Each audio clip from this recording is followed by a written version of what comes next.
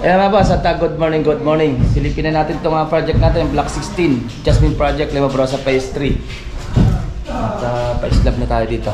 At kakaisabi na tayo. Okay, tara, samahan niyo ako at silipin na natin. Let's go!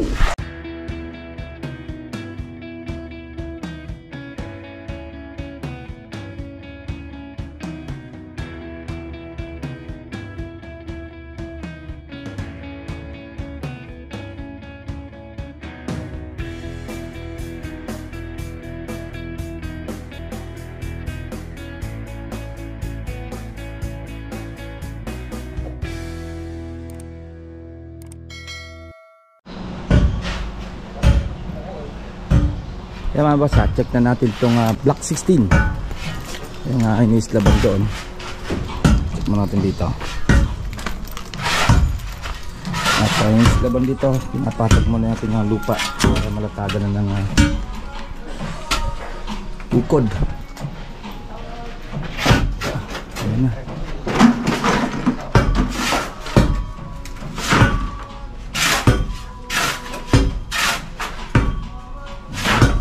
Next week, steel lick na.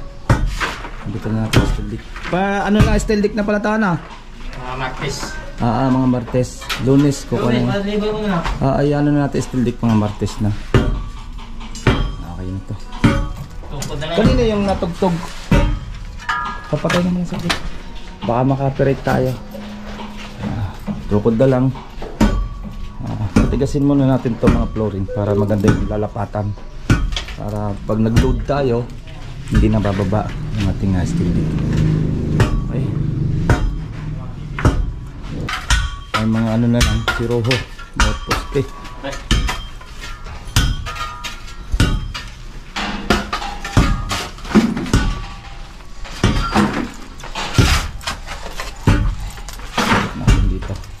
Dito naman sa ground floor, yan.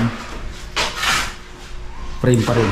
Ito at sinuplayan ng tao natin ng line 1 yung 3-way dahil walang linya ng 3-way nga ng line 1 line 2 parehas daw line 2 ang linya niya, line 2 sa taas at line 2 sa dito sa baba para dito sa 3-way dito sa ilaw natin.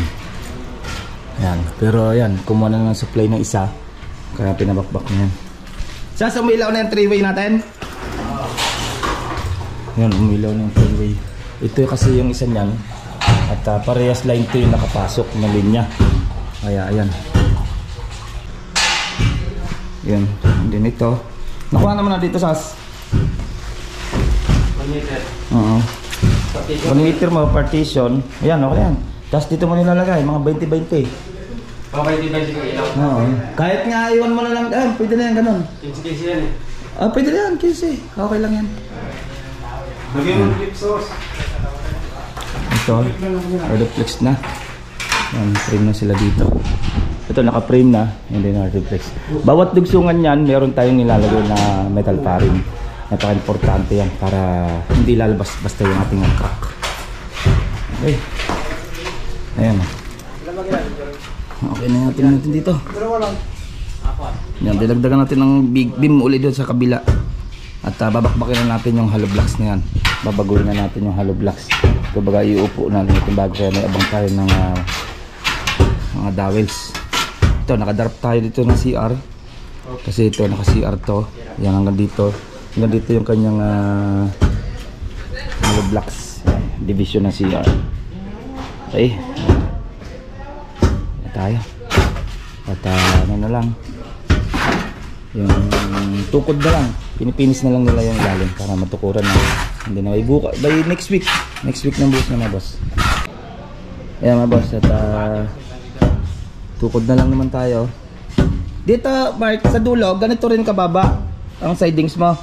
Yeah. Yung dito sa labas. Kasi ilulusot yung bakal doon. Pwede nyo pormahan yan eh.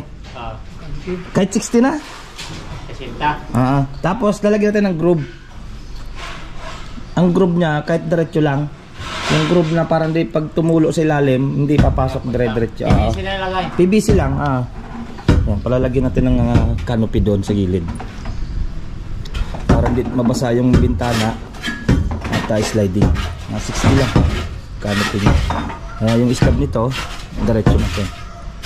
Gusto natin napupormahan nila. Ano pala Mark, may plywood pala kayo eh. Yeah. Plywood doon no? Yan, plywood lang i-format. Plywood na lang yan para pantay. Tas, yung 4 ang kapal. 4 to, di ba? Oo. Ay hindi. Size. Taas-taas ka pa dito. Di ba ano to eh? Size. Plywood lang yan, no? Size to eh. Tatakas ako ng ano, 2 para maging 4. Kasi nakababa tayo dyan. Size yung binaba ko dyan kasi may groove ng 2 yung steel dick. Yan. Okay na.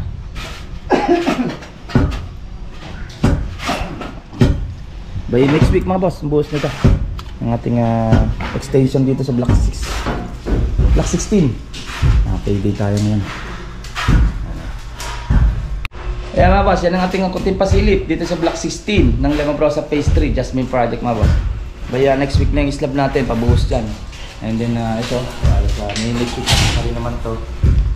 Edition na rin tayo dito pag tapos ng tiles. Nandiyan na rin yung tiles, next week pwede rin tayo magpa-tiles dito. Next update natin at by Lunes ng next update natin mga boss. Check natin yung ibang Jasmine sa Lunes na. Kaya dito na lang at ingat-ingat tayo. Bye-bye tayo. Ito pong J. Uragon Vlog, napakaganda po ng channel na ito, no? Tungkol po ito sa construction. Actual construction po ang channel na ito, no? Pag pinanood nyo po ito, panalo po kayo sa channel na ito. Napakaganda po ng mga video niya. Lalo na pong magaganda, no, yung mga iba't ibang design niya. Kakaiba po yung mga iba't ibang design niya sa mga kisame. Subukan nyo pong panoorin J. Uragon Vlog na ito. Matutuwa po kayo pag pinanood nyo po yung mga video niya. Maraming salamat po.